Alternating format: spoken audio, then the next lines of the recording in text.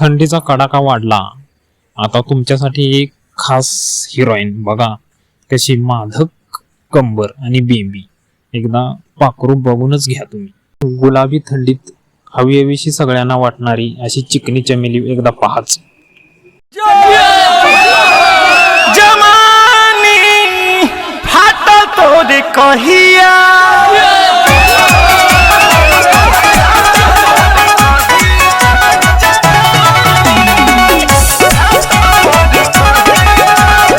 presented by Arnav Films. Music by Tinku Tufan. रहनी कुंवारे गईनी माता मारे यारवा संगे जहिया रहनी कुंवारे गईनी माता मारे यारवा संगे जहिया।